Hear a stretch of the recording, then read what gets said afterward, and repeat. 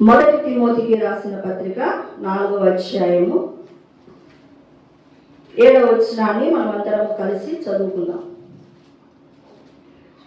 అపవిత్రమైన ముసలమ్మ ముచ్చట్లను విసర్జించి దైవభక్తి విషయంలో నీవే సాధకము చేసుకును. నా యొక్క సాక్ష్యాన్ని దినము మీ మధ్యలో పంచుకోవాలనుకుంటున్నాను. ఈ సాక్ష్యం అనేక మందికి ఆదరణకరంగా, వారి యొక్క జీవితాలు మేలుకరంగా మారేటట్లుగా నన్ను కూడా దేవుడు తన జీవితంలో ఎన్నో రకాలుగా వాడుకొని ప్రార్థన చేయించి, ఉపవాసాలు చేయించి, ఒక దేవునికి ఇష్టమైనటువంటి ఒక పాత్రగా దేవుడు నన్ను చేశాడు, మలిచాడు. అయితే ఈ సాక్ష్యము అనేక మందిలో పనిచేయాలని దేవుడి ఆశ, నా ఆశ కూడా. కాబట్టి ఈ సాక్ష్యము అనేక మందిలో ఫలించినట్లుగా ప్రార్థన చేస్తాం. స్తోత్రం నాయనా, పరిశుద్ధుడా, మహోన్నతుడా, మహిమగల రాజా, నీకు వందనాలు, స్తోత్రములు నాయనా. అయ్యా, ఈ దినం నాయనా నా జీవితంలో నేను పుట్టినది మొదలుకొని ఇప్పటి వరకు నా జీవిత యాత్రలో నీవు నడిపించినటువంటి రీతిని బట్టి నీకు వందనాలు ప్రభువా. మరి ఈ యొక్క నా జీవితంనైనా అనేక మందిలో కూడా పని చేయాలి, అనేక మంది స్త్రీలను లేపాలి చిన్ని అని నువ్వు మాట్లాడిన దేవుడు. మరి ఆ మాటను బట్టి నాయన ఈ సాక్ష్యం అనేక మందిలో చక్కగా ఫలించినట్లుగా నీవే కృప చూపండి తండ్రి. నన్ను సిలువ చాటును మరుగుపరచండి దేవా తండ్రి, నూతనమైన అభిషేకముతో నింపండి నా సాక్ష్యము మీద తండ్రి. అయ్యా, ఇదిగో నీవే నైనా తండ్రి ఆశీర్వాదముగా నైనా అయ్యా నీ అభిషేకమును కుమరించి నైనా తండ్రి పని చేయనట్లుగా అయ్యా నీ కార్యములు జరిగించి మహిమ పొందుకునమని యేసు నామములో అడుగుతున్నాను తండ్రి, ఆమేన్. నా పేరు సిహెచ్ ఎప్సిగో సౌందర్య. మా నాన్న పేరు సిహెచ్ ల్యాంబర్ట్, మా అమ్మ పేరు గ్రేస్ వేరమ్మ. వాళ్ళిద్దరు కూడా, వారికి 6 మందిని మేము సంతానము. వారిలో నేను చాలా అంటే 6వ దాన్ని, చిన్నదాన్ని అనమాట. చిన్నదాన్ని 6 మంది ఆడపిల్లలే అయినప్పటికీ వారందరూ కూడా అంటే మా అమ్మ మా నాన్న ఇద్దరు కూడా జాబ్ హోల్డర్సే. వారికి ఉన్న దాంట్లోనే మమ్మల్ని చక్కగా పెంచారు. అయితే చివరి దాన్ని అయినటువంటి నన్ను కొంచెం గారాబాగానే పెంచారు. ఆ గారాబంగా పెంచడంలో చాలా మొండితనమే నాలో ఉంది. నేను పుట్టుకతోనే క్రైస్తవురాల్ని. ఎప్పుడు కూడా నేను చర్చికి వెళ్ళిన దాన్ని కాదు. చర్చికి వెళ్ళాను అంటే అది క్రిస్మస్ అయినా ఉంటుంది, లేకపోతే జనవరి అయినా ఉంటుంది, లేకపోతే గుడ్ ఫ్రైడే అయినా, ఈస్టర్ అయినా ఉంటుంది. ఎందుకంటే ఆ దినము కొత్త బట్టలు వేసుకుంటాం కదా, చర్చిలో వాళ్ళందరికీ కూడా చూపించాలని నేను వెళ్ళేదాన్ని. సరే, ఎప్పుడైనా మా అమ్మ నన్ను బలవంతం చేసి చర్చికి తీసుకొని వెళ్తే ఆ చర్చిలో కూర్చున్నంతసేపు ఇంకా ఎప్పుడైపోతుంది ఇంతసేపు ఆ చర్చి అని నేను విసిగించేదాన్ని. ఎప్పుడు మా అమ్మతో నేను తిట్లు తినేదాన్ని. మా అమ్మ నాకు కానుకకు డబ్బులు ఇస్తే ఆ యొక్క కానుకను నేను అంగడిలో కొనుక్కొని తినేసి కానుకలు కూర్చునేదాన్ని. ఇలాగా నా జీవితము మ్యారేజ్ వరకు ఇలాగే సాగింది. అంటే భక్తి అనేది ఎక్కడ కూడా, ఆనవాళ్ళు అనేది నా జీవితంలో ఎక్కడ కూడా కనపడలేదు పెద్దగా ఇంతవరకు. మ్యారేజ్ ప్రపోజల్స్ వచ్చినాయి. పాస్టర్ గారు అంటే రవికుమార్ పాస్టర్ గారు ప్రపోజల్కి వచ్చాడు. అయితే పాస్టర్ గారు ఆయన నా మ్యారేజ్ కంటే ముందుగానే రక్షణ పొందినటువంటి వ్యక్తి. ఆయన 4 సంవత్సరాలు నాకు మంచి భార్య కావాలని ప్రార్థన చేశాడు. అయితే పెళ్లి చూపులకు వచ్చిన తర్వాత నేను నచ్చాను. మరి నన్ను ఇంటర్వ్యూ చేశాడు పాస్టర్ గారు. ఏమని, నీకు సాల్వేషన్ ఉందా అన్నాడు. అసలు నేను ఆ పదమే వినలేదు. రక్షణ, సాల్వేషన్ అనే పదాలు కూడా నాకు తెలియదు. కానీ ఆయన 4 సంవత్సరాలు ప్రార్థన చేయడాన్ని బట్టి మరి ఆయన హృదయంలో సమ్మతి కార్యము జరిగింది కాబట్టి నన్ను మ్యారేజ్ చేసుకోవడము జరిగింది. మ్యారేజ్ చేసుకున్న తర్వాత ఆయన భక్తి ఉంది కాబట్టి ప్రతి బుధవారము, ప్రతి శనివారము, ప్రతి ఆదివారం నన్ను చర్చికి తీసుకొని వెళ్ళేవాడు. నాకు ముందు నుంచే చర్చి అంటే చాలా కష్టమే. అయినా నేను ఎప్పుడు కూడా నోటితో నేను చర్చికి రాను అని అనలేదు. బలవంతంగానైనా సరే చర్చికి నేను వెళ్తూ ఉండేదాన్ని. ఒకసారి మేము క్రిస్టియన్ అసెంబ్లీకి వెళ్తుంటిమి, అంటే బెనర్జీ అన్న చర్చికి వెళ్తుంటిమి.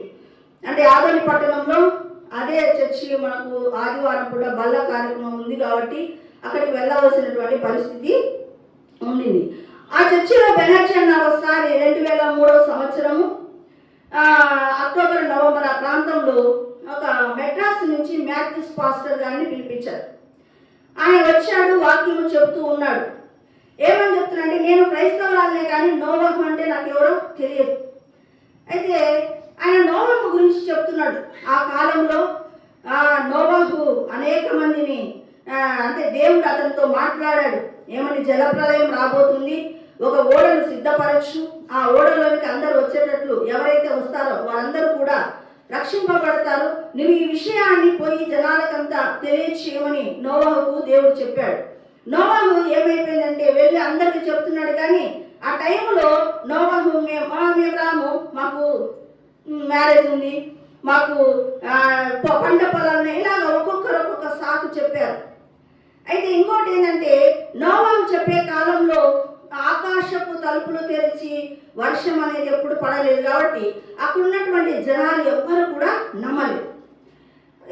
ఈ విషయాన్ని చెప్తున్నాడు. అప్పుడు దేవుడు మాట నెరవేరబడింది. జలప్రలయంలో అందరూ కొట్టుకొని పోయారు. నోవహు కుటుంబం మాత్రమే ఆ యొక్క ఓడలోకి ఎక్కారు, రక్షింపబడ్డారు అని చెప్పాడు. తర్వాత ఏం చెప్పాడంటే, ఈ రోజు కూడా రక్షణ అనే ఓడ నీ కోసం సిద్ధపరిచాడు దేవుడు. ఈ రక్షణ ఓడలోకి నీవు కానీ ఈ దినము సిలువ సువార్తను విని అంగీకరించకపోతే ఈసారి కూడా ఆ రోజు జలప్రలయంలో జనాలు ఎలాగూ నశించిపోయారో ఆ రీతిగా నశించిపోతారు అని చెప్పడం జరిగింది. ఇంతవరకు నేను ఎప్పుడు కూడా చర్చిలో కూర్చున్నాను కానీ ఎప్పుడు వాక్యం మీద కాన్సన్ట్రేషన్ చేయలేదు. కానీ ఆయన ఆత్మాభిషక్తుడై చెప్తున్నటువంటి ఆ వాక్యము నా హృదయంలో బలంగా పనిచేసింది. కూడికి అయిపోయింది, తిరిగి నేను రిటర్న్ అవుతున్నాను ఇంటికి. పాస్టర్ గారు బండిలో నేను వస్తున్నాం. పాస్టర్ గారు ఏదో మాట్లాడుతున్నాడు కానీ నాకు అంత వాక్యము మీదనే ఉంది. నేను చనిపోతే ఏమవుతాను అనే భయం నన్ను వెంటాడింది. అయితే ఇంటికి వచ్చాను. అయితే అక్కడ చర్చిలో ఆర్డర్ కాలింగ్ ఇచ్చారు కానీ నేను ముందుగానే అహంకారిని కాబట్టి నేను చేయలేదు. కానీ మనసులో అయితే నేను కూర్చోబడ్డాను. కానీ రోజు నేను ఒక గవర్నమెంట్ టీచర్ని. అయితే నేను స్కూల్కి వెళ్తున్నాను. వెళ్ళేటప్పుడు అంతా కూడా నాకు ఈరోజు నేను చనిపోతే ఎట్లా, ఒకవేళ బస్సు యాక్సిడెంట్ అయితే ఎట్లా, నేను నరకానికి వెళ్ళిపోతానేమో అని బస్సు ఎక్కేటప్పుడంతా ప్రభువా నన్ను ఎలాగైనా ఈరోజు కాపాడు, ఇలాగా డైలీ చెబుతూ ఉన్నా. అలా 2-3 months అయింది. ఇక నాకు మనస్సులో నెమ్మది లేకుండా పోయింది. రోజు అదే చెప్తా ఉన్నాయి. ఏంటి, నేను ఈరోజు కాపాడు ప్రభువా, ఈరోజు కాపాడు ప్రభువా, ఇలాగా ప్రతిరోజు చెప్తున్నా. ఇక నాకు చేత కాలేదు. ఓ రోజు నేను దేవుని సన్నిధిలో నా పాపాలన్నీ ఒప్పుకున్నాను. ఒప్పుకొని నేను ఏం చేశానంటే, అప్పుడు అందరినీ నేను క్షమాపణ అడగడం జరిగింది. అంటే బంధువులను, వాళ్ళను వీళ్ళను క్షమాపణ అడిగాను. అడిగితే మా అక్క వాళ్ళందరూ ఫోన్ చేసి నేను క్షమాపణ అడిగినప్పుడు వారందరూ కూడా ఇదేమి చిన్ని, నన్ను ఇంట్లో అందరూ చిన్ని అంటారు ముద్దుగా. చిన్ని అంటే కొత్త పద్ధతిలో మాట్లాడుతుందని వాళ్ళు ఎగతాళి చేసుకోవడం జరిగింది. అయినా నేనేమేం పట్టించుకోలేదు. నాలో కార్యం జరిగిన దాన్ని బట్టి నేను క్షమాపణలు అడగడం జరిగింది. అటు వదినమ్మ గారిని అడిగాను, నేను మా అక్కగారి ఇంటి సైడ్ అందరూ మా బావగారిని అందరిని అడగడం జరిగింది. తర్వాత 2004వ సంవత్సరము జనవరి 1వ తారీఖున నేను బాప్తీసము తీసుకున్నాను. బాప్తీసం తీసుకున్న తర్వాత పాస్టర్ గారు ఏమన్నారంటే, నా జీవితంలో జరిగినటువంటి అపశృతులు ఏవైతే నీ జీవితంలో అలా జరగకూడదు అని ఆయన ఆలోచన చేశాడు. చేసి ఆయన ఎల్ఈఎఫ్కు నన్ను నడిపించడం జరిగింది. ఎల్ఈఎఫ్లో ఏమంటారంటే, రక్షణ నిశ్చయిత అనే మాటను అడుగుతారు. అంటే నీకు రక్షణ నిశ్చయిత ఉందా అని. అంటే నీవు ఇప్పుడు యేసు ప్రభువుని అంగీకరించావు, నీకు దేవుడు తెలుసు కానీ దేవుడికి నీవు తెలుసా అనే క్వశ్చన్ వేస్తారనమాట వాళ్ళు. అది నాకు కావాలని నేను కూడా కోరుకున్నాను. కోరుకొని ఓ రోజు ఏం చేస్తానంటే, మిద్దె మీదకి వెళ్ళి ప్రార్థన చేస్తూ ఉన్నా, ప్రభువా నాకు రక్షణ నిశ్చయిత కావాలి ప్రభువా అని ప్రార్థన చేస్తూ ఉంటే గాలి వచ్చింది. అన్ని ఇలా పేపర్స్ అన్ని కదిలి గలతీ 4:8 మీద ఆగడం జరిగింది.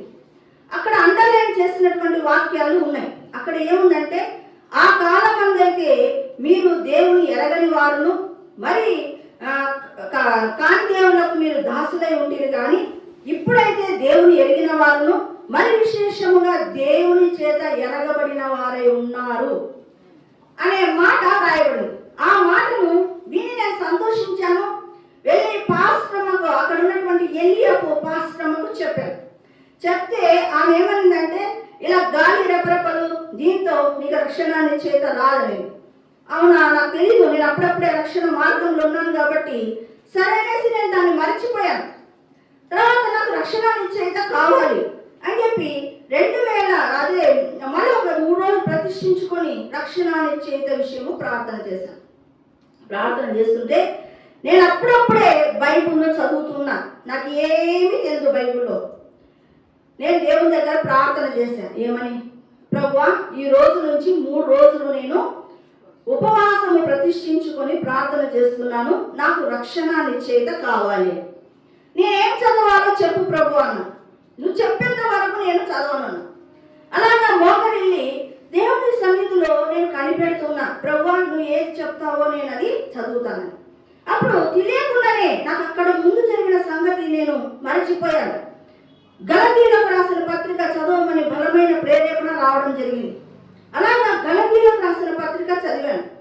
3 అధ్యాయాలు చదివాను. నేను 3 రోజులు ప్రతిష్ఠించుకున్నాను. 2 దినాలు అన్ని వాక్యాలలో ఏమొస్తుందంటే మీరు మీరు మీరు అని వస్తుంది. ప్రభా మీరు మీరు అని వస్తే ఎట్లా? రేపొద్దున నీవని రాలేదని మళ్ళా దాన్ని కూడా నాకు రక్షణ నిశ్చయిత లేకుండా పోతుంది కదా అని మోకరిల్లి 3వ దినాన ప్రార్థన చేశాను. ప్రార్థన చేసి చదువుతున్నా. కరెక్ట్గా 4:8 వచ్చింది. అంతకు ముందు దేవుడు నాతో అదే మాట మాట్లాడాడు. ఏంటి?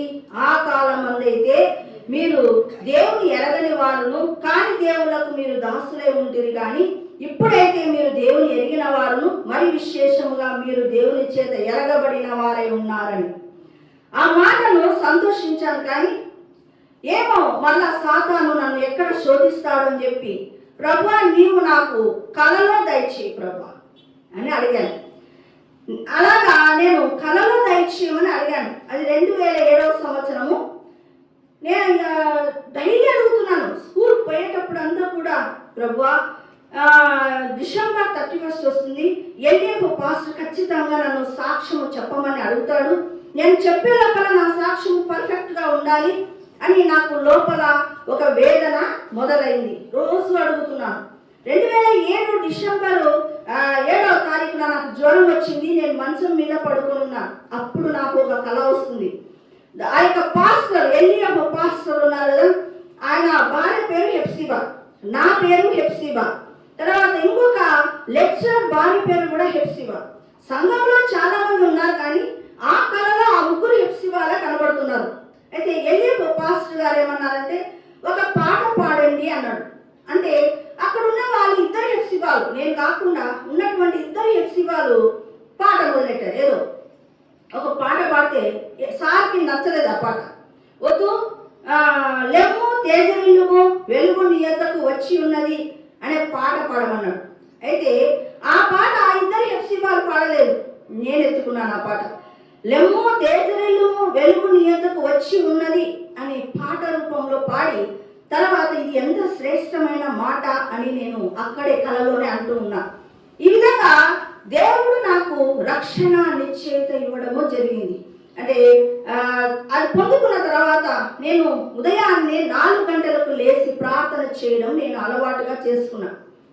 చూడండి, ఓసారి నేను బెవింగ్టన్ పుస్తకాన్ని చదువుతున్నా.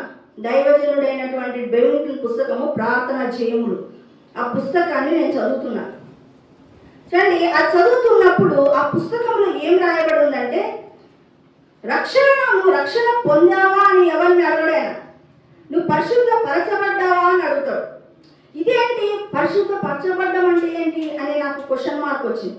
ఇది నేను పొందుకోవాలా అని చెప్పి ఒకసారి ఏమైపోయిందంటే 5 days ప్రతిష్ఠించుకొని పరిశుద్ధ పరచబడ్డాలని ప్రార్థన చేస్తున్నా. చూడండి, 3 రోజులు ప్రార్థన చేశాను. ప్రారంభ దినాలలో ఉన్నాను కాబట్టి గట్టిగా ప్రార్థన చేశాను. డొక్కలన్నీ నొప్పి తీసుకున్నాయి. చూడండి, ఇక 3వ రోజు ఏమైపోయిందంటే, మా బైబుల్ స్టడీ ఉంటుంది బుధవారం. నేను వెళ్ళి నేను ఉండబట్టలేక పాస్టర్ గారితో అన్నాను, సార్ నేను ఇట్లా పరిశుద్ధ పరచబడ్డం కోసము 5 రోజులు ప్రతిష్ఠించుకొని ప్రార్థన చేస్తున్నాను. ఆ మాట చెప్పగానే పాస్టర్ గారు నన్ను తిట్టేశారు. ఎవరు చెప్పినా మీకు ఇది ఎలా చేయమని? సొంత ఆలోచనలు ఇలా చేస్తారు ఎందుకు మీరు? అని చాలా తిట్టాడు. తిట్టి నాకు చాలా బాధ వేసింది, హృదయం ముందు ఏదో గాయమైనట్లయిపోయింది. సరే నేను రిటర్న్ వస్తా ఉన్నా. అప్పుడు మన పాస్టర్ రవికుమార్ పాస్టర్ గారు ఏమన్నారంటే, నువ్వు ఏమైనా కానీ ఇప్పటికి 3 దినాలు కంప్లీట్ చేసావు, ఇక ఉన్న 2 దినాలు కూడా నీవు కంప్లీట్ చేయమని పాస్టర్ గారు చెప్పారు. సరే అని చెప్పి నేను ప్రార్థన చేసిన. అప్పుడు కూడా స్టార్టింగ్లో 5 days ప్రతిష్ఠించుకున్నప్పుడు నేను ఏమి చదవాలి ప్రభువా అని దేవుడి సన్నిధిలో నేను అడిగాను. అడిగితే దేవుడు బలమైన ప్రేరేపణ ఇచ్చి దానియేలు చదవమన్నాడు. దానియేలు 4 రోజులు చదివాను. 5వ రోజు ఇంకా అయిపోవడానికి వస్తుంది. అప్పుడు నేను అన్నాను దేవునితో, ప్రభువా నాకు ఏ మాట ఇవ్వకుండానే నేను లేస్తే గాన నా ప్రార్థనకు అర్థం ఉండదు, నీవు నాతో మాట్లాడు ప్రభువా, వాక్యం ద్వారా మాట్లాడమని దేవుని అడిగాను. అడిగితే అప్పుడు కరెక్ట్గా 5వ దినము లాస్ట్ ఎండింగ్ టైంకి వచ్చాను. దానియేలు 10వ అధ్యాయము 12వ వచనం మీద నా సైట్ పడింది. అక్కడ దేవుడు నాతో మాట్లాడాడు. అక్కడ ఏముందంటే, భయపడకము, నీవు మనస్సు నిలిపి దేవుని ఎదుట నిన్ను నీవు తగ్గించుకొని ఆ మొదటి దినము నుండి నీవు నాతో మాట్లాడుతూ వచ్చిన ప్రతి మాట నేను విని ఉన్నాను, నీకు శుభమగును గాక అన్నాడు. అక్కడ వాక్యంలో అది దానియేలుతో మాట్లాడాడు. ఇక్కడ చిన్న బిడ్డలైనటువంటి నాతో కూడా మాట్లాడడము జరిగింది. చూడండి, అది మాట్లాడిన తర్వాత నేను కొన్ని రోజులకే ఆ పాస్టర్ ఎలియబు పాస్టర్ గారు ఏమన్నారంటే, హెప్సిబాను మేరీ ట్రీట్కి తీసుకొని రా అని చెప్పాడు. సరే అని చెప్పి మేరీ ట్రీట్కి నేను వెళ్ళడం జరిగింది. అక్కడ మేరీ ట్రీట్ 5 days జరిగినప్పుడు అక్కడ ఫారిన్ నుండి దైవజనులు వచ్చారు. ఆ ఫారిన్ నుండి వచ్చినటువంటి దైవజనులు అందరూ కూడా ఆ యొక్క 5 days కూడా ఏం చెప్పారంటే పరిశుద్ధ పరచబడడం గురించే చెప్పారు. 5 days కూడా అదంతా లక్షల జనం ఉన్నారు, కానీ ఆ యొక్క మాటలు కేవలం నాకే దేవుడు మాట్లాడినట్లుగా ఉన్నాయి. చూడండి, నాకు దాదాపుగా కన్నీరు అనేది కళ్ళల్లో రాదు, చాలా కఠినమైన హృదయం కలిగిన దాన్ని. అలాంటి నేను 3/4 గంట అక్కడ ఏడవడం జరిగింది. దేవుడు నన్ను బాగా కడిగేశాడు. ఎందుకు నేను ఏడుస్తున్నానో కూడా నాకు తెలియలేదు. సరే, రిటర్న్ జర్నీ అవుతున్నాం. అప్పటి వరకు దేవుడు నన్ను అంటే తెల్లారుజామున దేవుడు చిన్ని అని పిలిచేవాడు. అంటే ఆ తర్వాత బస్సులో రిటర్న్ జర్నీ అవుతున్నప్పుడు అక్కడ నాతో దేవుడు మాట్లాడాడు. బస్సులో ఇలా పడుకొని ఉన్నాను. అప్పుడు అన్నాడు దేవుడు, రిమెంబర్ ఎవ్రీథింగ్ అని మాట్లాడడం జరిగింది. ఆ తర్వాత కూడా నేను పరిశుద్ధ పరచబడడం కోసం నేను ప్రార్థన చేస్తూనే ఉన్నాను. నేను పరిశుద్ధ పరచబడ్డాను అని నాకు ఎలా తెలిసిందంటే, ఒకరోజు తెల్లారుజామున దేవుడు నా యొక్క గదిలోకి వచ్చాడు. నేను ఇంకా పడుకొని ఉన్నాను.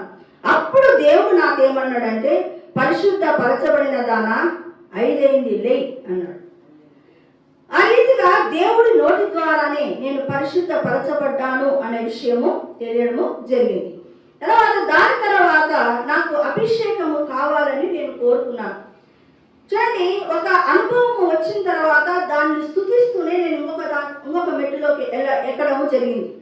అభిషేకం కొరకు నేను చాలాసార్లు ప్రార్థన చేశాను. 10 రోజులని, 5 రోజులని, 3 రోజులని, ఒక్కరోజు అయితే లెక్కలేని అన్ని దినాలు నేను చేశాను. అంటే నేను ఎక్కువ ప్రార్థన చేశాను, అందుకే నాకు అభిషేకం వచ్చిందని కాదు. నా ఆశ దేవుడు చూస్తాడు. అది ఇక్కడ నేను చాలాసార్లు చేశాను. ఒకసారి ఏమైపోయిందంటే, 3 దినాలు ప్రతిష్ఠించుకున్నాను, ప్రార్థన చేస్తున్నాను అభిషేకం కావాలని. ఒకరోజు చేశాను. 2వ రోజు తెల్లారుజామున నాకు ఎక్కడ లేని దుఃఖం వస్తుంది. నేను ఎన్నిసార్లు చేశాను ప్రభువా అభిషేకం కొరకు, నాకు నీవు అభిషేకం ఇవ్వలేదని కన్నీరు కారుతున్నాయి. నాకు అసలు దుఃఖం ఆపుకోలేకపోతున్నాను. అప్పుడు నా బిడ్డ ఉదయాన్నే సండే స్కూల్ పాటలు పెట్టుకుంది. ఏం పాట పెట్టుకుందంటే, ఏం పాట వస్తుందంటే, తొందరపడకే చిన్ని హృదయమా ధైర్యము వీడక నిలిచియుండుమా అని పాట వస్తుంది. నన్ను ఇంట్లో అనేది చిన్ని, తొందరపడకే చిన్ని హృదయమా ధైర్యం వీడక నిలిచి ఉండుమా అని డైరెక్ట్గా దేవుడు నాతో మాట్లాడడము జరిగింది. తర్వాత ఇంకొకసారి నేను 5 days ప్రతిష్ఠించుకొని అభిషేకం కోసం ప్రార్థన చేస్తున్నాను. ఇలాగా ఏమైందంటే ఆ యొక్క 2 రోజులు అలా అయినాక నాకు చాలా విసుగొచ్చేసింది. ఇక నేను పుస్తకాలని మూసేసి బెడ్ మీద పడుకున్నా. ఎప్పుడు నేను ఉపవాస ప్రార్థన చేసినా పాస్టర్ గారు ఏం చేసేవారంటే, నాకేం తెలియదు కదా, అందుకు ఏం పుస్తకం చదవాలా ఏమేమి అన్నీ నాకు అరేంజ్ చేసేవాడు. అలాగా ఆ రోజు స్టాన్లీ బుక్ అభిషేకం పొందుటేట్లు అనే దాని గురించిన పుస్తకము ఆడపెట్టాడు. నేను ఆ పుస్తకాన్ని పండుకొని ఇలా తెరిచానంతే. అక్కడ ఏం రాయబడి ఉందంటే, ఆదరణకరమైన ఒక మాట అని ఉంది అక్కడ పైన హెడ్డింగ్. ఏముందా అని నేను చదివితే, ఇప్పుడే కదా నీతో సాతాను మాట్లాడుతున్నాడు, నీకెక్కడ వస్తుంది అభిషేకం అంటున్నాడు కదా, వాడి మాటలను పక్కన పెట్టి మోకరిని ప్రార్థన చేయు. ఆ దేవ మాటలు ఉన్నాయి అక్కడ. ఓహో అని చెప్పేసి నేను మోకరిల్లి ఆ యొక్క 3 days కూడా అంటే మొత్తం కంప్లీట్గా ఫాస్టింగ్ ప్రేయర్ అంతా చేయడం జరిగింది. చూడండి, ఓ రోజు ఆదివారంన, అంటే అప్పుడేం అభిషేకం ఇవ్వలేదు దేవుడు. ఒకరోజు ఆదివారంన బల్లారాధనలో మోకరిల్లి మనం పశ్చాత్తాపడడానికి టైం ఇస్తారు కదా, ఆ టైంలో దేవుడు నాకు ఒక దర్శనం చూపించాడు. 4x5 = 20 ఆడ. అంటే నాకు అర్థమైపోయింది, ఇంకా నావి 20 తప్పులు ఉన్నాయి. వెంటనే నేను కడుక్కోవడం ప్రారంభించాను. సోమవారం నేను ఎవరితో ఇలా మాట్లాడాను, నా హృదయంలో ఎవరిని తిట్టుకున్నాను, ఇలాగా అన్నీ నేను కడుక్కుంటూ లేచి ఆరాధనకు నిలవబడ్డాను. అప్పుడు ఒక ఆరాధన చేస్తున్న టైంలో ఒక వెలుగు ముద్ద ఇలా లోపలికి హృదయంలోనికి జొప్పించబడ్డము జరిగింది. చూడండి, అక్కడ తండ్రి అయిన దేవుడు, యేసు ప్రభు, పరిశుద్ధాత్మ దేవుడు ముగ్గురు సంభాషణలను నేను వినడం జరిగింది. కొన్ని సందర్భాలలో ఆ యొక్క వారు మాట్లాడుతున్నప్పుడు వారితో నేను కూడా ఏకీభవించి డిస్కషన్ చేసేటటువంటి స్థితిలోకి దేవుడు నన్ను నడిపించడం జరిగింది. చూడండి, ఆ రీతిగా అప్పటి నుంచి దేవుడు నన్ను అభిషేకించి తనకు అవసరమైనప్పుడు నన్ను అభిషేకంతో నింపుతూ వాడుకుంటూ ఉండేవాడు. చూడండి, ఒకసారి రంగరాజుల పాస్టర్ గారు గురించి విన్నా. ఆ పాస్టర్ గారు ఆయన యొక్క దేవదూత పేరు నాకు తెలుసు, నా పక్కన ఉన్నటువంటి దేవదూతల పేరు నాకు తెలుసు అని చెప్పాడు. నేను కూడా ఏమనుకున్నానంటే, ప్రభువా, నా యొక్క దేవదూతల పేర్లు కూడా నాకు తెలియాలి అని నేను రోజు ప్రార్థన చేస్తున్నా. ఒకరోజు తెల్లవారుజామున ఒక దేవదూత అక్కడ నిలవబడింది. నా దేవదూత నేను చూశాను. ఆ దేవదూతను చూపించి, నీ దేవదూత పేరు స్టీవెన్ అని చెప్పడం జరిగింది. దేవదూత పేరు స్టీవెన్ చెప్తే నేను వెంటనే క్వశ్చన్ వేశాను, ప్రభువా, రంగరాజుల పాస్టర్కి 2 దేవదూతలు ఉన్నారని చెప్పావు కదా, మరి నాకేంటి ఒక్కటే దేవదూత ఉంది అన్న. అంటే నీకు అనేక మంది ఉన్నారు అని దేవుడు చెప్పడం జరిగింది అన్నమాట. ఆ రీతిగా దేవదూత పేరు నాకు దేవుడు తెలియచేయడము జరిగింది. అలా నెక్స్ట్ ఒకసారి 10 days నేను ప్రార్థనను ప్రతిష్ఠించుకొని ప్రార్థన చేస్తూ ఉన్నా. ప్రతిష్ఠించుకొని ప్రార్థన చేసినప్పుడు నేనేమని ప్రార్థన చేశానంటే, నేను చనిపోయిన తర్వాత పరలోకానికి వెళ్ళిన తర్వాత నా యొక్క పని ఏమిటి ప్రభువా అని నేను దేవుని అడిగాను. అప్పుడు దేవుడు నాతో చెప్పినటువంటి మాట ఏంటంటే, పరలోకంలో నీవు దేవదూతలకు న్యాయాధిపతిగా ఉంటావు అని చెప్పడం జరిగింది. అంటే పరలోకంకి వెళ్ళిన తర్వాత మన యొక్క పని ఏమిటో కూడా మనం తెలుసుకోవాల్సిన వారమై ఉన్నాం. సరే, ఓ రోజు నేను రాత్రి పడుకొని ఉన్నాను. దేవుడు ఆదోని కోట గోడలు పడగొట్టు అన్నాడు. ఆత్మ సంబంధమైన కోట గోడలు పడగొట్టు అన్నాడు. నాకేం అర్థం కాలేదు, నేనేం ప్రార్థన చేయలేదు, ఏదో దేవుడు మాట్లాడుతూ నాకు అర్థం కాలేదు. మరుసటి రోజు కూడా ఆదోని కోట గోడలు పడగొట్టు అన్నాడు. అని ఏంటో దేవుడు మాట్లాడుతున్నాడు అని చెప్పి యేసు నామములో ఆదోని కోట గోడలు పడగొడుతున్నాను అన్నాడు. ఆ మాట అనగానే ఒక బెల్ ఉంటుంది, గంట, పెద్ద గంటను ఇలా కొడితే కన్నా ఖనీమని ఎలాగ శబ్దం వస్తుందో, కంచి మోగితే ఎలాగ శబ్దం వస్తుందో అలాంటి శబ్దము భయంకరంగా వచ్చింది. ఇక్కడ ఏదో జరుగుతుంది అని చెప్పేసి నేను అలాగే ప్రార్థన చేస్తున్నా. యేసు నామములో కోట గోడలు పడగొడుతున్నాను అని ఇలాగ ప్రార్థన చేస్తూ ఉంటే అలా కాదు అన్నాడు దేవుడు.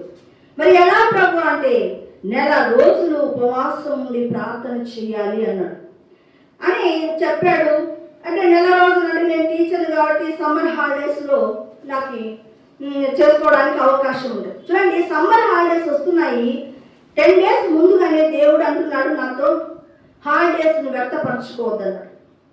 నేను సరే ప్రభా, అయినా ప్రభా 10 days అంటే చేయడం నాకు వచ్చు, కానీ ఇంత 31 రోజులు నేను ఎప్పుడు చేయలేదు. అయినా దేవుడు ఏం మాట్లాడలేదు అండి. నేను ఆడికి దేవుడి దగ్గర ఒక కమిట్మెంట్ తీసుకున్నా, ఎక్కడ నేను ఓడిపోతానేమో అనేసి, ప్రభువా రాత్రి ఒక పూట నేను భోజనం చేసి 31 రోజులు చేస్తాను, అలాగైతేనే నేను ప్రార్థన చేస్తానని కమిట్మెంట్తోనే కూర్చున్నా. అలా అయితే ఎప్పుడైనా ఆకలేస్తే నేను తింటాను అని కమిట్మెంట్ తీసుకొని కూర్చోవడమేమో. చూడండి, 5 రోజులు ప్రార్థన చేస్తున్నా.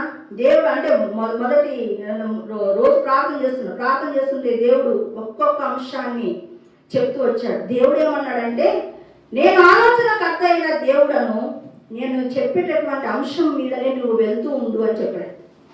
సరే, ఆదోని కోట గోడలు పడగొట్టు అన్నాడు. తర్వాత ఆదోని కోట గోడలు కింది భాగాలు అన్నాడు.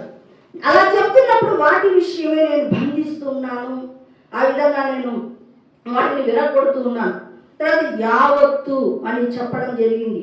అలాగా మరి అనాది సంకల్పము నీది అని చెప్పాడు. అంటే ఈ యొక్క ఆదోని పట్టణం మీదికి దగ్గరికి నేను వస్తానని, ఇలాగ ప్రార్థన చేస్తానని దేవుడి యొక్క అనాది సంకల్పం అని దేవుడు చెప్పడం జరిగింది. చూడండి, ఆ తర్వాత కుక్కలు కూడా కమిట్ అయ్యి ఉపవాసం చేస్తున్నాయి అన్నాడు. అంటే కుక్కలు అంటే అన్యజనులు, నాకు విరోధంగా నేను పట్టణం కోసము ప్రార్థన చేస్తున్నాను అనే విషయము తెలిసిపోయింది శత్రువులకు. వాళ్ళు కూడా ఏం చేశారంటే కమిట్, వాళ్ళు కూడా ఉపవాసంలో కూర్చున్నారు. ఈ విషయాన్ని దేవుడు చెప్పాడు. చూడండి, అలా ఒక్కొక్క దురాత్మ పేరును చెప్తున్నాడు. వాటిని బంధించి వాటిని మొత్తం కంప్లీట్గా వాటి శక్తిని ఊడ్చి పారేసేంత వరకు దేవుడు ప్రార్థన చేయమని చెప్పాడు. ఈ విధంగా ఒక్కొక్క పేరు చెప్పడం జరిగింది. ఎన్ని దురాత్మ శక్తులు పట్టణపు ప్రాకారముల మీద ఉన్నాయో ఆ పట్టణానికి పట్టుకున్నటువంటి దురాత్మ శక్తుల పేర్లను చెబుతున్నప్పుడు వాటిని అన్నిటినీ బంధిస్తూ వచ్చాను. 20 రోజులు అయిన తర్వాత నేను అన్నా, ప్రభువా నేను కమిట్మెంట్ తీసుకుంది ఏంటి, ఒక్క పూటైనా ఎప్పుడైనా నాకు ఆకలేస్తే భోజనం చేస్తాను అని. దేవుడు అన్నాడు, ఇప్పుడు నువ్వు భోజనం చేస్తే నువ్వు చేసేదంతా 0 అవుతుంది అన్న. ఏమవుతుందంట? 0 అవుతుంది. అంటే ఫస్ట్ దేవుడు ఏం చేశాడంటే నువ్వు ఇరిగించుకున్నాడు. సరే ప్రేయర్ చేస్తున్నాను. చూడండి, అలాగ చేసిన తర్వాత 27వ తారీఖున ఏమైపోయిందంటే యుద్ధము ముమ్మరమైంది. దేవుడు ఆదోని పట్టణం మీదికి దేవదూతలను ముమ్మరంగా దించాడు. దించి అసలు దేవదూతలకు ఆజ్ఞాపించాడు, అన్ని దురాత్మ శక్తులను బంధించండి అనగానే అన్ని దురాత్మ శక్తులను బంధించడం జరిగింది. అలా బంధించేటప్పుడు దేవుడు అన్నాడు, వివేకము గల నాయకుడవై యుద్ధం వచ్చి వీరత్వము చూపించు అన్నాడు. అంటే వీరత్వము చూపించండి, ఇంకా ఎక్కువ ప్రార్థన చేయి. నువ్వెంత ప్రార్థన చేస్తే అక్కడ పని ఎంత తొందరగా జరుగుతుంది. చూడండి, ప్రార్థన అంత చేసిన తర్వాత సంగీతములు వినపడ్డాయి. దురాత్మ శక్తులు బంధించబడిన తర్వాత సంగీతం వినపడ్డము జరిగింది. వెంటనే ఆదోని పట్టణము మీద దేవుని పాదం ధనాన్ని పెట్టడం జరిగింది. ఇంతకాలము దురాత్మ శక్తుల ఆధీనంలో ఉన్నటువంటి ఈ పట్టణము దేవుడు స్వాధీనం చేసుకోవడము జరిగింది. తర్వాత దేవుడు నాతో అన్నమాట ఏంటంటే, I am proud of you అని చెప్పడం జరిగింది. ఆదోని పట్టణము మీ కొరకు తెరవబడింది అనే మాట మాట్లాడడము జరిగింది. ఆ విధంగా దేవుడు చెప్పినటువంటి మాట చొప్పున 31 దినములు ఇంటూ 3 పూటలు 93 పూటలు అన్నము తినకుండా నేను ప్రార్థన చేయడం జరిగింది. అయితే ఇక్కడ దేవుడు ఆత్మీయంగా నాకు, అంటే ఇలా శారీరకంగా తిన్నట్టు కాదు, కానీ ఆత్మీయంగా ఒక పాల ప్యాకెట్ చూపించేవాడు, ఒక చికెన్ ముక్క చూపించేవాడు. అంటే ఏ రోజుకు ఆ రోజు ఫుడ్ను ఆత్మీయంగా నాకు చూపించేవాడు. అంటే ఈ రోజుకు నీకు చికెన్ ముక్క, ఈ రోజుకు నీకు 1/2 లీటర్ పాలు, ఈ రోజు నీకు కేవలం తెల్లన్నం, ఇలా అలాగే చూపించాడు. ఇంకోటి ఏంటంటే కొంత ధనము కూడా నాకు ఇవ్వడం జరిగింది, పరలోకపు ధనము నాకు ఇవ్వడము జరిగింది. కానీ దేవుడు ఇంకొకసారి ఏమైపోయిందంటే ప్రార్థన చేస్తున్నా, అంటే కరోనా టైం అది. కరోనా టైంలో హాలిడేస్ వచ్చాయి కదా అని చెప్పి నేను 3 రోజులు ఫాస్టింగ్ ప్రేయర్ చేస్తున్నాను, 3 రోజులు భోజనం చేస్తున్నాను. అప్పటికే నేను 12 రోజులు చేశాను. 3 రోజులు ఫాస్టింగ్ ప్రేయర్, 3 రోజులు భోజనం చేయడం. ఇలా చేస్తూ 12 రోజులైంది. 12 రోజులైనాక ఒక రోజు దేవుడు అర్ధరాత్రి వేళ నన్ను లేపాడు. భారతదేశానికి వెళ్దాం పదా అన్నాడు. ఎక్కడికి వెళ్ళాలంట? భారతదేశానికి వెళ్దాం పదా అంటే, ప్రభువా నాకు యాదవ్ పట్టడం ఎక్కువ, భారతదేశానికి వెళ్దాం పదా అని అంటే నేనేం పట్టించుకోకుండా బాగా నిద్రపోతూ ఉంటే ఒక డ్రమ్ము నిండా నీళ్లు ఉన్నాయి, అవి సున్నంలాగా తెల్లగా ఉన్నాయి. ఆ దేవదూతలు ఏం చేశారంటే ఆ యొక్క నీటిని నా ముఖం మీద కొట్టారు. కొట్టగానే ఏమైపోయిందంటే మెలకు వచ్చేసి కూర్చొని ప్రార్థన చేస్తూ ఉన్నాను. ప్రార్థన చేస్తూ ఉంటే ఇలా కాదు మోషే చేసినట్లు అన్నాడు. మోషే చేసినట్లు అనగా నాకు గుండె గుబేలు పడింది. ఎందుకు? మోషే ఎట్లా చేసినాడు? కొండ మీద 40 దినాలు చేశాడు అని నేను అలా అనుకోకుండా మనసులో నెమ్మదిపరుచుకొని బండ సందుల్లో ఉన్నటువంటి మోసేగా గుర్తుపెట్టుకొని ఇలా బండ సందులు అంటే అడ్డు నిలవడమంటున్నాడు అనుకున్నట్టుగా నేను అనుకొని నెమ్మదిగా ఉన్నాను. కానీ ఓ రోజు తెల్లారుజామున నాకు ఫోన్ కాల్ వచ్చింది. ఎక్కడి నుంచి? మా అత్తమ్మ ఉదయాన్నే లేచి, అమ్మ నీకు ఫోన్ వచ్చింది అని. ఫోన్ అని వచ్చిందంటే ఫోన్ తీసుకొని నేను నడుచుకుంటూ వంట రూమ్లోకి వెళ్ళాను. అక్కడ దేవదూతలు ఉన్నారు. వాళ్ళు ఏమన్నారంటే నీకు 40 రోజుల ప్రయాణం ఉంది అన్నారు. వామ్మో, నాకు సాధ్యమవుతుందంటే నువ్వు చెయ్యగలవు అని దేవదూతలు నన్ను బలపరిచారు. వెంటనే నేను అయితే స్నానం చేసుకొని వస్తాను అని నేను బయలుదేరాను. ఇది జరిగినటువంటి కళ. నేను ఉదయాన్నే లేచి పాస్టర్ గారికి నా కొడుక్కి కూర్చోబెట్టి ఇలాగ 40 రోజులు దేవుడు ఫాస్టింగ్ ప్రేయర్ చేయమన్నాడు అని నేను చెప్తుంటే నా కొడుకు అన్నాడు, అమ్మాయి ఏం లే పరదేశులమో ప్రియులారా అని మేము పాడుకోవాల్సిన పరిస్థితి వస్తుందమ్మా. ఏంది 40 రోజులు అంటే పేగులకు రంధ్రాలు పడతాయి, ఏం తమాషా లేనటువంటి విషయం కాదమ్మా.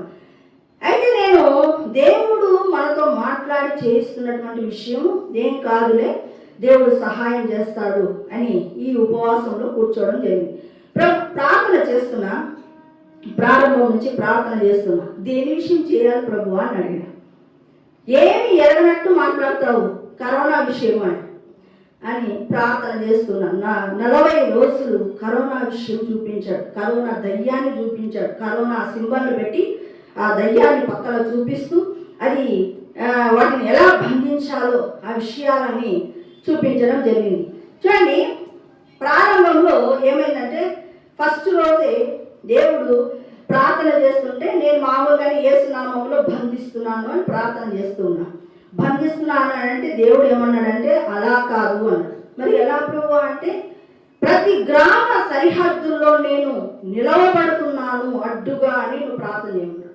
నా గుండె లబడబడబడు కొట్టుకుంది. ఏంటి గ్రామ సరిహద్దులు అంటే ఎన్ని దురాత్మలు ఉంటాయి, వాటిని నేను తాలూకునే శక్తి ఉందా అని ఒక్క రోజంతా నేను సరిగ్గా ప్రార్థన చేయలే. నా మనసు అంతా కలవరం అయిపోయింది.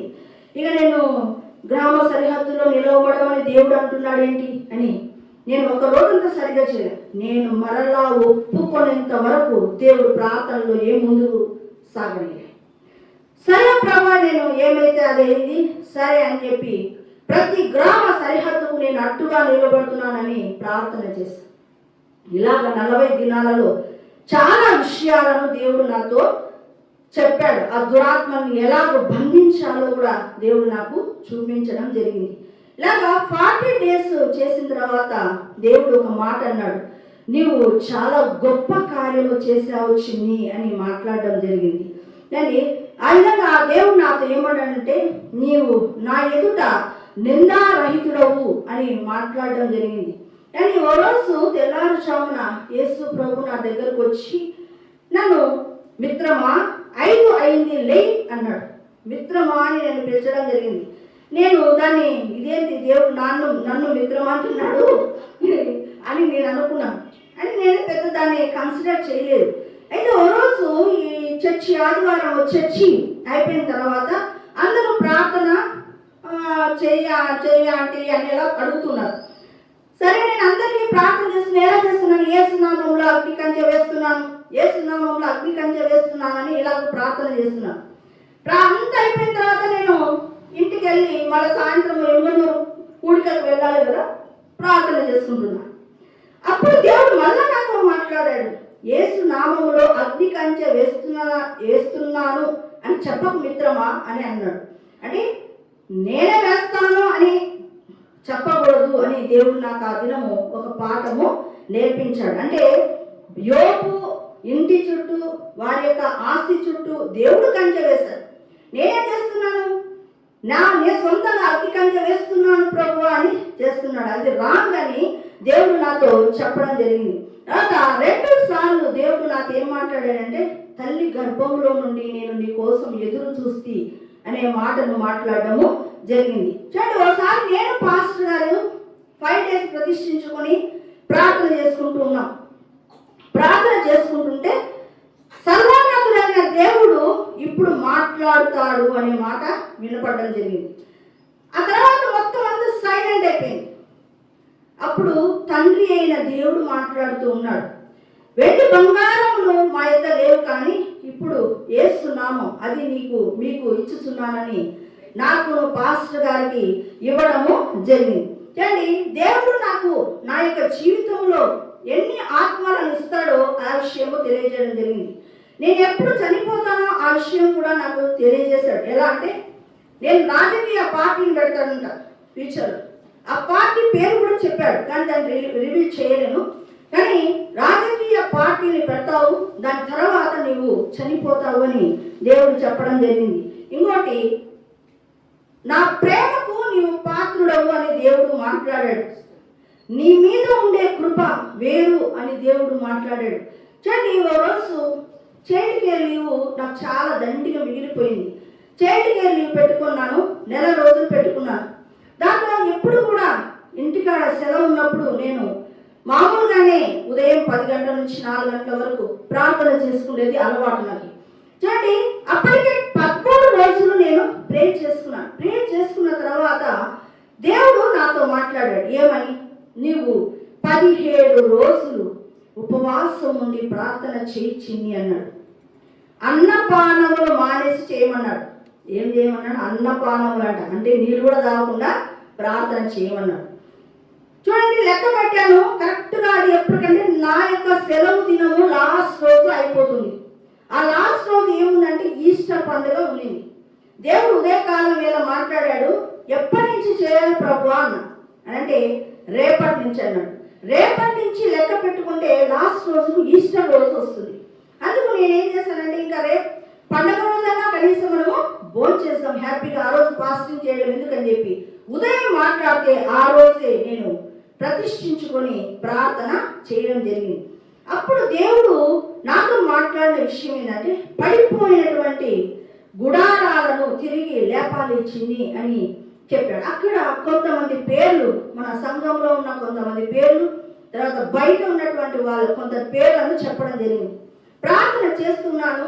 అలాగా చేసిన తర్వాత ఒక 5 రోజులైన తర్వాత ఒక సింహాసనం మీద రంజిత్ అన్న కూర్చొని ఉన్నాడు. ఆకాశంలో నుండి చేయి వచ్చింది. అన్నను బాగా మంచి కోటు వేసుకుంటాడు కదా, అలాంటి మంచి డ్రెస్ వేసుకున్నాడు. ఆ యొక్క సింహాసనం మీద కూర్చొని ఉన్నాడు. వేలు వచ్చి అన్నను చూపించి స్పెషల్గా ప్రే చేయి అని దేవుడు చెప్పడం జరిగింది.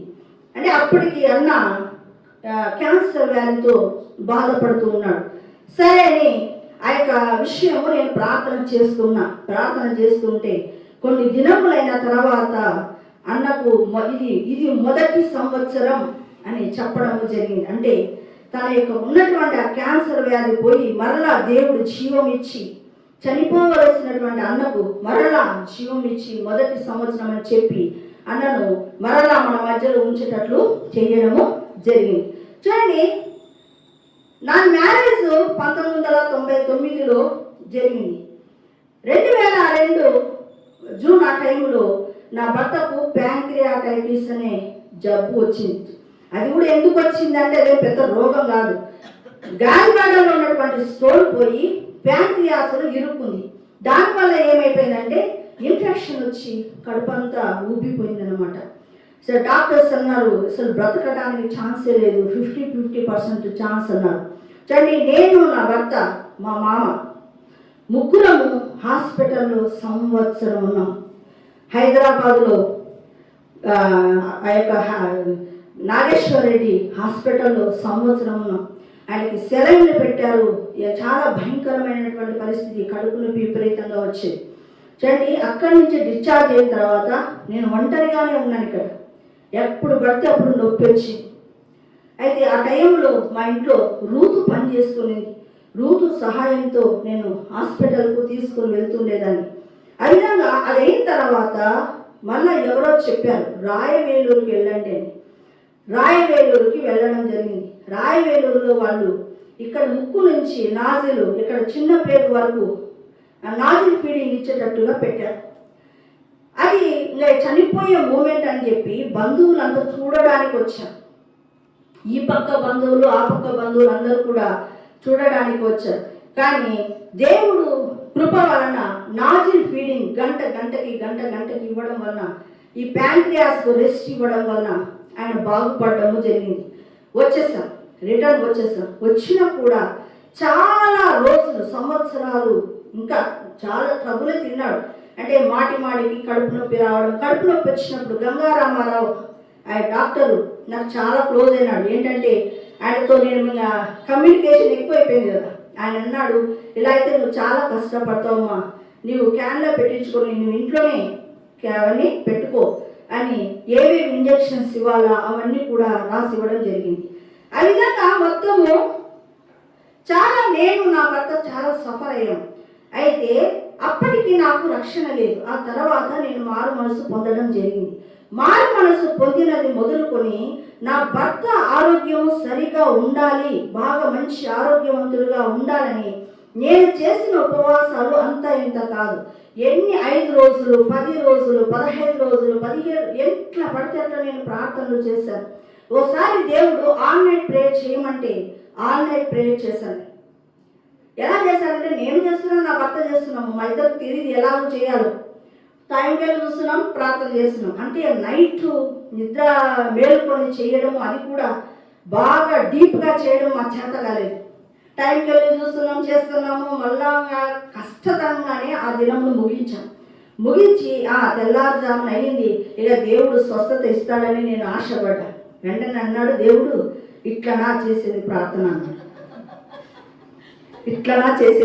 అట్లాగా దేవుడు ఎట్లా చెబితే అట్లా ప్రార్థనలు చేయడం జరిగింది. చూడండి, 30 రోజుల గురించి నేను చెప్పాను, నెల రోజులు ఫాస్టింగ్ ప్రేయర్ గురించి నేను చెప్పాను కదా. అప్పుడు కూడా దేవునితో నేను తీసుకున్నటువంటి కమిట్మెంట్ ఏంటంటే నా భర్తను కంప్లీట్గా స్వస్థపరుస్తానని చెప్పు నేను చేస్తానన్నా.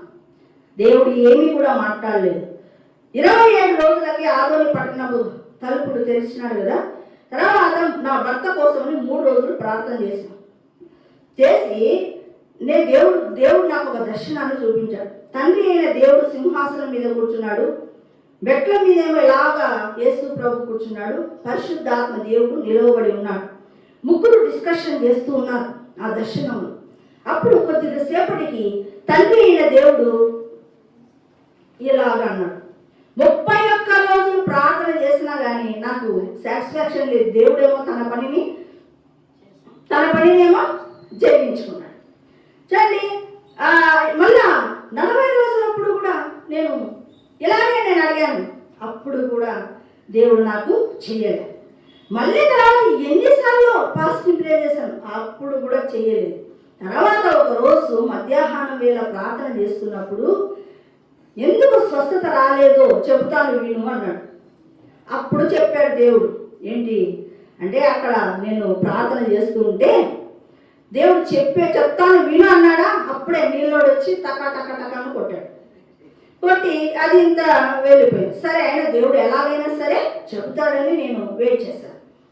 తర్వాత దేవుడు నాకు చెప్పిందంటే, యేసును నమ్మకపోవడం వల్ల నీవు స్వస్థతను పొందుకోలేకపోయావు అని దేవుడు నాతో చెప్పడం జరిగింది. తర్వాత ఏమైందంటే ఒకసారి 15 రోజులు ఉపవాసం ఉండి చిన్ని ఇక నిన్ను ఏడిపించను అన్నాడు. సరే ప్రభు అని చెప్పి ఫైనల్గా 15 రోజులు ఉపవాసం ఉండి ప్రార్థన చేశాను. అలా ప్రార్థన చేస్తూ ఉన్నప్పుడు ఒక సుప్రీంకోర్టు ఒక తెల్ల పేపర్ మీద సుప్రీంకోర్టు సింబల్ ఉంది, ఈ పక్క రాత ఉంది. అయిన తర్వాత ఏమైందంటే ఇక మొత్తము దురాత్మ శక్తులన్నిటినీ అంటే ఒక ఉల్లిగడ్డ సంచిలో బంధించాడు. దానికంటే ముందు ఏమైందంటే ఆకాశంలో నుండి ఒక చెయ్యి కిందికి వచ్చి మధ్య వేలుతో అలాగన్నాడు దేవుడు. అనగానే ఆ యొక్క దురాత్మ శక్తులన్నీ కూడా ఉల్లిగడ్డ సంచిలోకి వచ్చేసాయి. వాటిని అన్నిటిని కుట్టి పారేశాడు. తర్వాత దేవుడు ఒక మాట అన్నాడు, నీవు నిత్య పాశాలను చూడలే వచ్చింది, చూస్తే భయపడతావు ఎందుకులే అన్నాడు. ఆ తర్వాత నేను అన్నాను దేవునితో, ప్రభువా నేను ఎంతో బాధపడితే ప్రభువా చాలా నేను అని అంటే నీవే అంత బాధపడితే నేనెంత బాధపడాలి అని దేవుడు నాతో మాట్లాడడము జరిగింది. చూడండి, ఇంకా దేవుడు నాతో ఏమన్నాడంటే బండ సందులలో ఎగురు నా పావురమా అని నన్ను పిలిచడం జరిగింది. తర్వాత షారా అని నన్ను పిలిచడం జరిగింది. తబిత అని పిలవడం జరిగింది. చూడండి, ప్రతి ఒక్క బుధవారము నా కుమారుడు నా కుమార్తె కోసం నేను 15 ఏళ్ల నుండి ఉపవాసం చేస్తూ వస్తూ ఉన్నా. 15 సంవత్సరాల నుంచి. ఎందుకంటే మా ఇంటి బంధువులలో ఒకరి సమస్యల వలన అమ్మో పిల్లలని నమ్మటానికి వీలు లేదని చెప్పి ఆ ముందు రోజు నుంచే నేను ప్రతిష్ఠించుకొని ఆ తర్వాత రోజు నుంచే ప్రతిష్ఠించుకొని నేను ఏం చేశానంటే ఉపవాసం ప్రతిష్ఠించుకొని ప్రార్థన చేస్తున్నా. నేను అడిగాను ఒకటే, ప్రభువా నా బిడ్డలు బాల్య దినములలోనే మారు మనసు పొందాలి ప్రభువా అని. నా 2 బిడ్డలు కూడా బాల్య దినములలోనే మారు మనసు పొందారు. ఏదో బాల్య దినాలని మేము ఉపవాసం ఇచ్చింది కాదు, దేవుడు ఇవ్వమంటేనే మేము ఇవ్వడము జరిగింది. ప్రతి సోమవారము ఇప్పటికీ కూడా ప్రతి సోమవారము ఉపవాసం ఉండి నా భర్త విషయము ప్రార్థన చేస్తాను. ప్రతి శనివారము ఒక పూట నా విషయము సంఘ విషయము ప్రార్థన చేస్తాను. ఈ విధంగా నా యొక్క జీవితంలో అనేకమైన అనుభవాల గుండా ఇప్పటికీ కూడా ఒక పూట ఉపవాసం ఉంటూ కొనసాగడానికి దేవుడు కృప చూపడం జరిగింది. అయితే దేవుడు లాస్ట్ నాతో అనిన మాట ఏంటంటే నీవు నడిచిన విధానము నాకు ఇంపుగా ఉంది అని దేవుడు మాట్లాడడం జరిగింది. చూడండి, నేను రక్షణ పొందిన ప్రారంభ దినాలలో ఒకరోజు ఉపవాసం చేస్తున్నాను. నేను అడుగుతున్నా, అంటే నా యొక్క ఆన్సర్ రాలేదు. రాకపోతే సూర్యుడా ఆగిపో అని ఎలాగో ప్రార్థన చేస్తున్నా. ప్రార్థన చేస్తుంటే నువ్వేమన్నా యెహోషువా అన్నాడు దేవుడు నాకు. తర్వాత చూడండి, ఈ మధ్యకాలంలో దేవుడు నాతో అన్న మాట ఏంటంటే నీ దినములన్నిట ఎవ్వరు నీ ఎదుట నిలవలేరని నేను నీతో చెప్పుచున్నాననే మాట అనడం జరిగింది.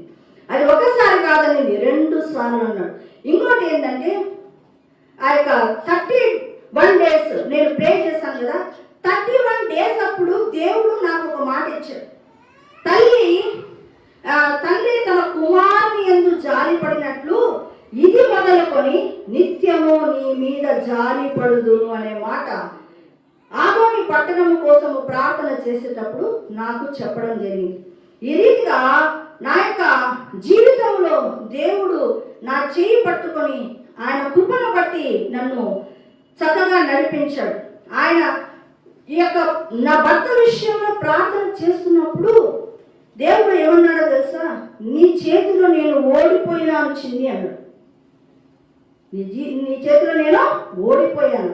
ఆ విధంగా నేను ఎన్నడే కానీ నా భర్త నేను పోయి ఒకరి దగ్గరికి వెళ్ళి నా భర్త విషయం ప్రార్థన చెయ్యండి అని నేను అడగలేదు. దేవుని సన్నిధిలో ఉండి చెప్తున్నా. వ్యక్తిగతంగానే నేను నా భర్త పోరాడినాం కానీ ఎన్నడే కానీ ఇలా ప్రార్థన చెయ్యండి అని ఒక్కరి దగ్గరికి వెళ్ళి ప్రార్థన విన్నపాన్ని అడగడం జరగలేదు. ఎప్పుడు నేను రక్షణ పొందిన తర్వాత కష్టపడి ఎన్నిసార్లు కావాలంటే అన్నిసార్లు దేవుని సన్నిధిలో గోచాడి దేవుని దగ్గర నుంచి విజయము సాధించడం జరిగింది. కాబట్టి దేవుడు ఈరోజు మరొకసారి ఈ యొక్క సాక్ష్యాన్ని మీ మధ్యలో పంచుకోవడానికి దేవుడు కృప చూపాడు. అందుని బట్టి దేవునికి వందనాలు చెల్లిస్తున్నాను. ఈ సాక్ష్యం ద్వారా అనేక మంది బలపడాలని కూడా నేను కోరుకుంటున్నాను. చిన్న ఈ యొక్క సాక్ష్యము ఇతరులలో బలపడినట్టుగా ప్రార్థన చేస్తాం. స్తోత్రం నాయనా, పరిశుద్ధుడా, మహోన్నతుడా, మహిమగల రాజా, నీకు వందనాలు, స్తోత్రములు నాయన. మరి ఒకసారి నా తండ్రి యేసయ్య, నా సాక్ష్యములు నేను చెప్పడానికి దేవు కృప చూపిన రీతిని బట్టి నీకు వందనాలు. ఈ సాక్ష్యం అనేక మందిలోని కార్యములు జరిగించండి ప్రభువా.